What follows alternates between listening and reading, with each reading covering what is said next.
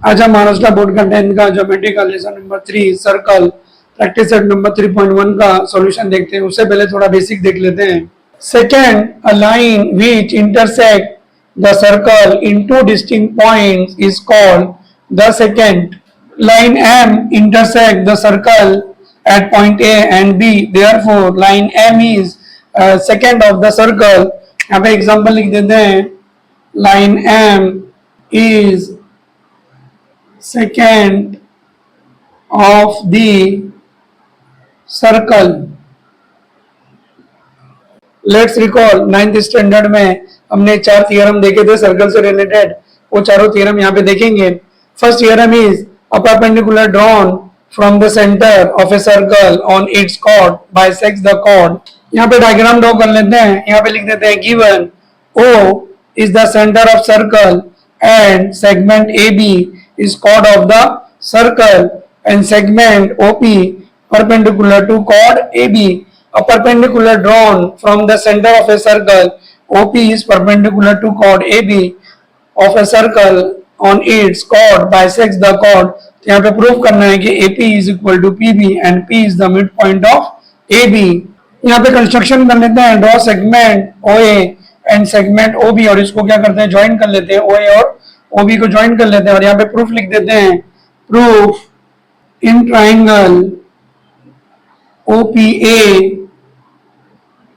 And triangle OPB angle OPA congruent to angle OPB, angle OPA congruent to angle OPB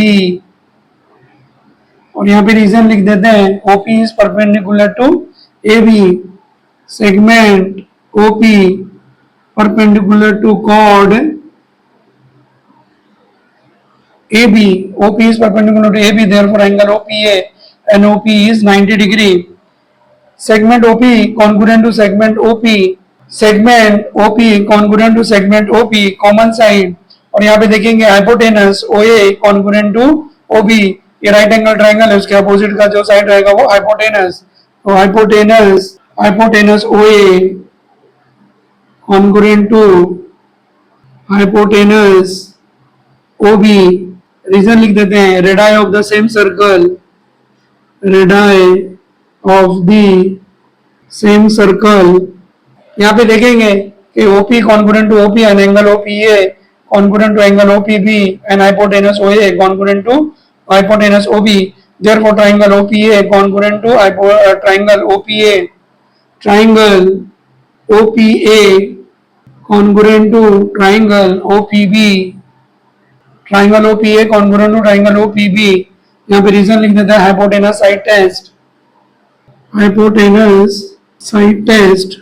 तो अगर दो triangle congruent हो जाते हैं तो उसके करस्पॉन्डिंग साइड्स क्या हो जाएंगे, इक्वल हो जाएंगे। तो triangle OPA congruent to triangle OPB, therefore segment AP congruent to segment PB, segment AP congruent to segment PB, segment AP congruent to segment PB। इसका रीजन लिख देते हैं, corresponding side of congruent triangle. जब दो triangle congruent हो जाते हैं तो उसके करस्पॉन्डिंग साइड्स क्या कॉन्ग्रुएंट हो जाते हैं, triangle OPA congruent to triangle OPB, therefore segment AP congruent to segment PB corresponding side of congruent triangle। यहाँ पे देखेंगे, perpendicular drawn from the center of a circle on its chord bisects the chord, O is the center of the circle and OP is perpendicular to AB, therefore P is midpoint of segment AB, therefore AP congruent to PB। यही क्या करना था, proof करना था। तो triangle OPA congruent to triangle OPB, segment AP congruent to segment PB corresponding side of congruent triangle। ये क्या हो गया, प्रूव हो गया। Let's recall circle theorems. Theorems number 2, the segment joining the centre of a circle and the mid point of its chord is perpendicular to the chord. यहाँ पे क्या करते हैं, डायग्राम ड्रॉ करते हैं और गिवन लिख देते हैं और कंस्ट्रक्शन लिखेंगे और इसका प्रूफ करते हैं। यहाँ पे गिवन लिख देते हैं, O is the center of the circle and segment AB is chord of the circle, point P is midpoint of chord AB, P is midpoint of chord AB, therefore अगर P is midpoint of chord AB then segment AP congruent to segment PB। यहाँ to prove लिख देते हैं segment OP perpendicular to chord A B, construction कर देते हैं draw segment O A and segment O B, और यहाँ पे प्रूफ लिख देते हैं in triangle OPA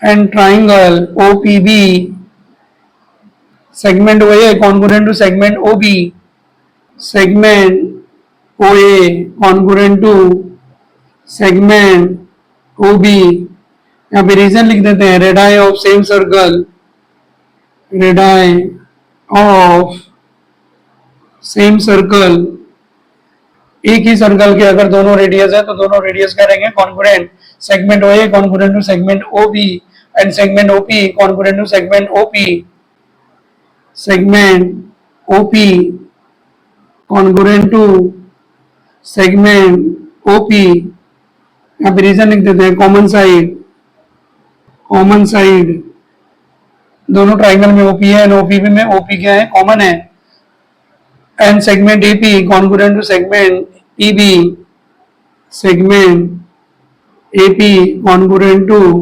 segment PB। यहाँ पे गिवन में दिया है segment AP congruent to segment PB, यहाँ पे इसका रीजन लिख देते हैं given.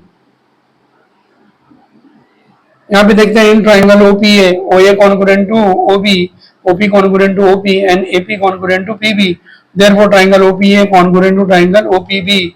Side side side test, triangle OPA congruent to triangle OPB, यहाँ पे रीजन लिख देते हैं साइड साइड टेस्ट। ट्राइंगल क्या हो जाएगा कॉन्ग्रुएंट, और जब दो ट्राइंगल कॉन्ग्रुएंट हो जाते हैं तो उसके करस्पॉन्डिंग एंगल जो रहते हैं कॉन्ग्रुएंट हो जाते हैं, तो angle OPA, angle OPA congruent to angle OPB. यहाँ पे रीजन लिख देते हैं corresponding angle of congruent triangles, और यहाँ पे एंगल ओपीए और OPB linear pair angle form कर रहे हैं, तो angle measure angle OPA plus measure angle OPB is equal to 180 degree. Reason लिख देते हैं एंगल्स इन लीनियर पेयर, तो angle OPA and OPB form linear pair. यहाँ पे देखते हैं angle OPA congruent to angle OPB, और OPB के बदले क्या लिखते हैं OPA, therefore measure angle OPA plus measure angle OPA is equal to 180 degree. इसको इक्वेशन नंबर 1 लिख देते हैं, यहाँ पे रीजन लिख देते हैं फ्रॉम इक्वेशन 1, और OPA measure angle OPA plus measure angle OPA, तो two measure angle OPA is equal to 180 degree. 2 से यहाँ पे डिवाइड कर देते हैं, measure angle OPA is equal to 180 divided by 2 is equal to 90 degree. और यहाँ पे देखेंगे कि angle OPA congruent to angle OPB, तो angle OPA is equal to angle OPB is equal to 90 degree. Therefore measure angle OPA is equal to measure angle OPB is equal to 90 degree. तो अगर angle OPA और OPB दोनों 90 degree है, therefore OP is perpendicular to AB। यही क्या करना था, proof करना था, to prove segment OP perpendicular to chord AB, therefore segment OP perpendicular to chord AB। ये क्या हो गया, प्रूव्ड हो गया।